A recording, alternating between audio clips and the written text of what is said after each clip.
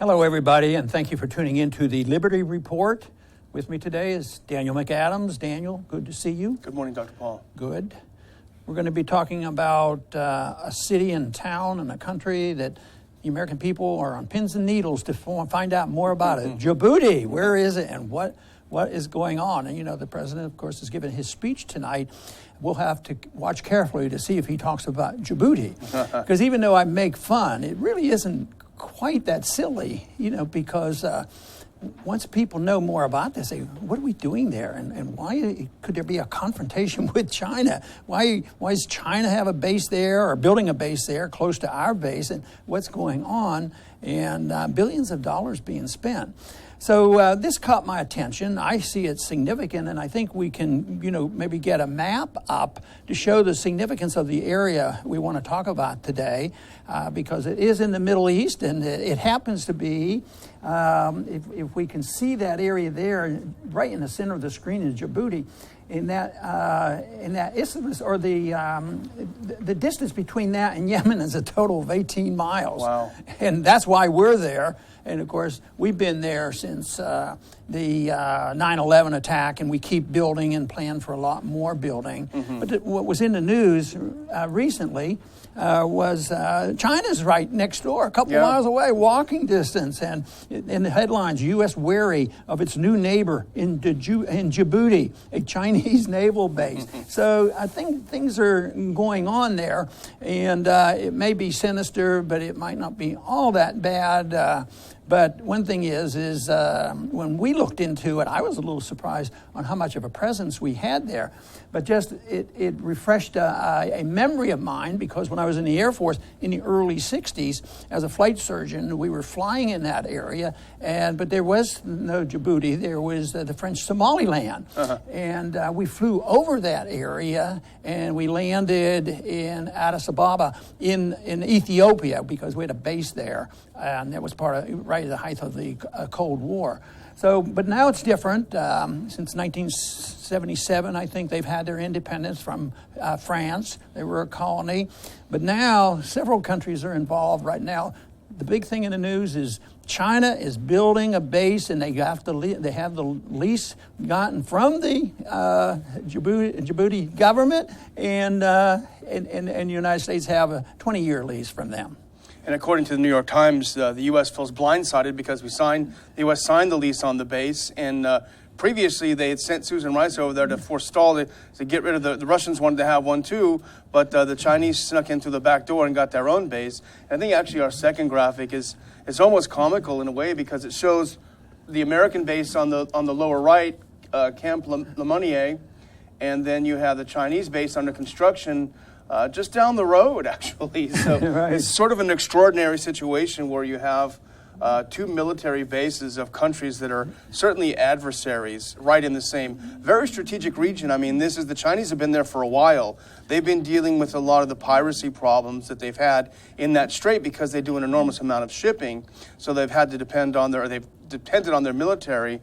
We don't read a lot about the piracy, so the Chinese are probably taking care of it. And there's been plans in these last several years of building a bridge across there, which, you know, in peacetime, that would just sound wonderful. But now that Yemen is in the midst of a war, and we're in the midst of sending drones over there from that spot as an ally of Saudi Arabia. So I think the bridge is not moving along, but to me it fascinates me to think that, you know, in more peaceful times you could have a bridge and people could drive back and forth on that. Trade. But it's something that I think is important to try to figure out exactly what China's up to. You know, the people who want to really paint it in a bad light is, you know, they're about to put nuclear missiles, you know, on this island. I don't think that's their purpose.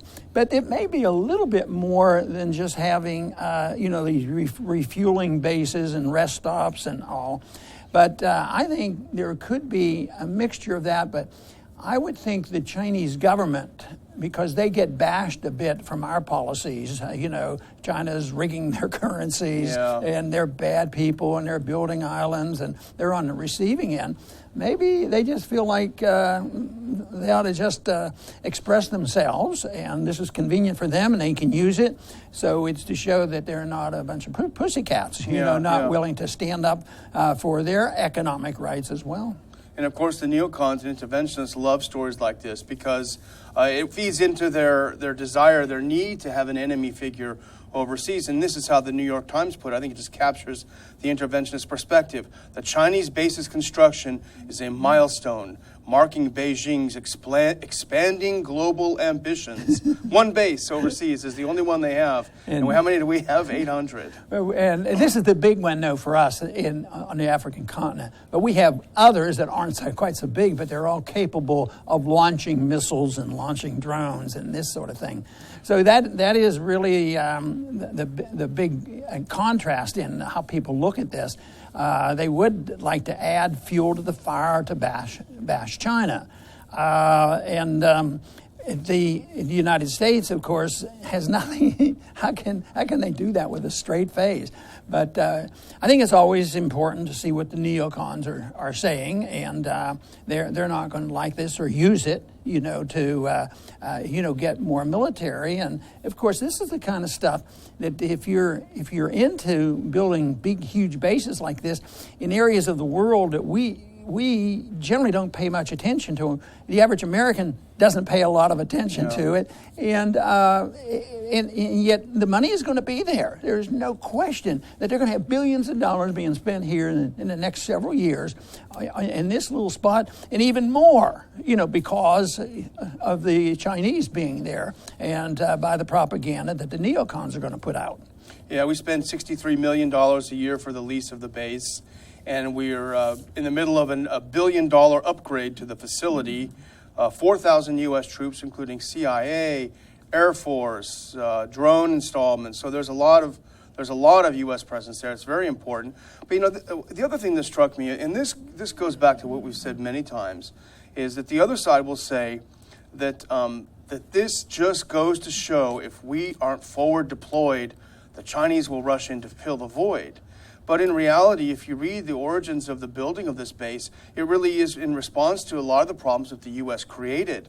The Chinese had to evacuate thousands of people in Libya when the U.S. started bombing it, liberate it and overthrow it, and it turned into a disaster. The U.S. destabilized Sudan, where China has had a significant investment in oil and rare earth metals, destabilized and split up the country, and the Chinese, they ended up still buying oil, but it caused problems. So I think the building of the base is in some ways in response to the U.S. interventionist policies in Africa. Now, the other strategic country there is Somalia, and it's in political turmoil. There are people trying to overthrow the government, and we're very much involved. We pick sides on that. So you wonder, too, if we're looking for an excuse, and we have this base here, and it continues to grow. And the one report, at least, was sent out that we do have plans in place to expand our role in Somalia. And right now, that's a major debate in the new administration, because at one time, yes, expansion and involvement was no big question, always was. But, Obama's involvement was different. Drop a couple bombs now and then, like every day, and kill a few innocent people and having collateral damage, and then run for the hills. And but that's not the current administration's plans. It doesn't look like, this whole idea of just dropping bombs now, they're talking about more troops on the ground. So if they're talking at the same time about being more involved in Somalia and us building this up, and the incentive there is the Chinese moving in, it might be one day a hot spot in the world. It is. It's in a way a hot spot already. You think just on the other side of Yemen, you have the Straits of Hormuz, and we have Iran there, and anything can happen there because there's some aggressive individuals in the administration. There are some aggressive individuals known as neocons that would just think it'd be a great idea to have a little battle with the Iranians. That sort of thing. Yeah, and it may shock you, but this is also a big windfall for the military-industrial complex because it'll be used as an excuse. The president outlined at CPAC his plan for the greatest military buildup in U.S. history, and one of the key components of it is more money for shipbuilding. And Reuters quoted an unnamed administration person saying this money is for a more robust presence in key international waterways and choke points, including the Straits of Hormuz and South China Sea. So this is justification for this huge increase in military spending. Yeah, and so much of it is going to go to the Navy, and the Navy is important in warfare. But also, there's some in the media, in the administration that's talking about, well, the tanks are all worn out. We need a whole new set of tanks, modernize our tanks. And I remember that coming up in the 70s and early 80s. I said, when are we going to have a tank warfare with anybody that's going to invade our country? Are the Russians they're not going to land with tanks. We don't need more tanks, but you need more tanks if you're an aggressive power. When you're committing aggression on another land and you want to occupy, yes, you need tanks to go in there and keep order. But that shouldn't be the foreign policy. It never creates order. It creates disorder. It creates a lot of spending. It makes us more vulnerable. It makes us less secure. And nothing ever changes. And unfortunately, we who think in these terms are facing a coalition that worries me because, it looks like the neocons they haven't turned tail and run. They're still around. Oh, yeah. And the U.S. Congress is very strong on this. And the administration, of course, is in many ways because of the war on terrorism. But Democrats, who used to be the anti-war party, they're going to go along with it too because they hate Trump. Yeah. And anything he says is going to be bad. So that's a powerful coalition they're putting together. That's why I would love to keep working on my goal is to get a more vocal coalition between libertarian constitutionalists as well as progressive Democrats. And, we've talked about this a lot. The best one that fits that category, of course, is Kucinich, yeah. Dennis, and there are others. But I think we have to get together who are anti-imperialistic, even if we disagree on Obamacare, because it's such an important issue. Because the coalition against us, they don't agree on all the economic issues. As a matter of fact, they just come together for one thing, to be pro-war. Yeah. And we need to build the coalition against this senseless war that continues to go on. So right now, I am not all that optimistic that the troops will be coming home soon. Yeah, but it's a war of ideas, and I think, including the progressives and libertarians, I think there will be some disaffected conservatives that come to see the light when the president they supported is not delivering. But one thing that struck me when I was reading this whole thing, and I guess I chuckled to myself, because I was hoping that there are some very crafty and clever Djiboutian officials who are just making a windfall out of this. Because not only the Americans and Chinese there, Japan, Italy, UK, France, Germany, they all have bases there. They're all paying rent on this little speck of desert out in the middle of nowhere. The Chinese have built a port, an airport, a new rail line, a water pipeline. They've got to be just sitting back and enjoying this. Yeah, what we need to do is go over there and build this huge resort, hotel, and say, can't we all get along together? Come and let's mingle and show what people can do. Let's give up on the war. It reminds me of that scene in World War I where the English troops and the German troops said, we're not going to kill each other on Christmas Eve, and they just threw their arms down and celebrated Christmas for a couple hours. Yeah. So in a way, you could see that. Let's quit this warmongering stuff. We don't need to prepare to deal with the Chinese, and why don't we just quit, suspend the bombing of Yemen for a while. Yeah. Maybe the Yemenis can settle their own dispute. Maybe if we didn't do what everything Saudi Arabia tells us because they might threaten to cut off our oil or something like that, we could just do that. Let's just have a little bit of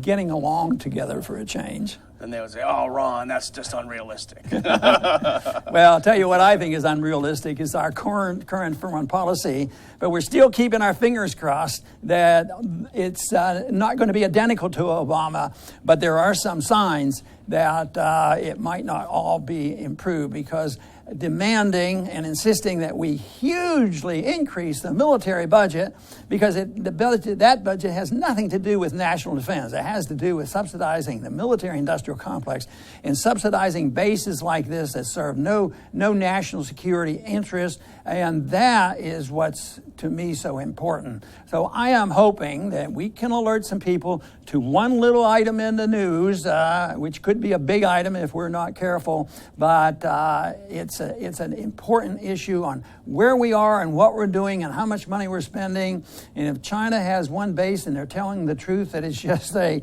refueling base, maybe we ought to wait and see what happens, because I do not think the Chinese are about to put troops in their base in Djibouti and start invading the American base. That's not on their agenda. But anyway, our argument for a non-interventionist foreign policy is still strong.